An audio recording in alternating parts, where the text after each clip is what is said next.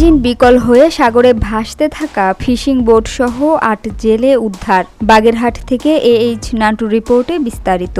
FB মায়ের দোয়া fishing বোটের শ্যাফট বিকল হয়ে ৩ দিন ধরে সমুদ্রে ভাসতে থাকা ৮ জন জেলেকে উদ্ধার করেছে কোস্টগার্ড। সোমবার সকালে কোস্টগার্ড মিডিয়া কর্মকর্তা লেফটেন্যান্ট কমান্ডার সিয়ামুল হক এ তথ্য জানান। তিনি বলেন, গত বৃহস্পতিবার এফবি মায়ের দোয়া ফিশিং বোটটি মাছ ধরার উদ্দেশ্যে ৮ জন জেলে সহ সমুদ্রে গমন করলে যান্ত্রিক ত্রুটির কারণে বোটটি সমুদ্রে ভাসতে থাকে। বিষয়টি জানতে পেরে ৩ দিন পর মোংলা ফেয়ারওয়ে সংলগ্ন বয়া নম্বর ৫ সমুদ্র এলাকা থেকে ৮ জেলে সহ ফিশিং বোটটিকে উদ্ধার করে সংস্থাটি। উদ্ধার হওয়া জেলেরা পিরোজপুর ও বরগুনা জেলার বাসিন্দা।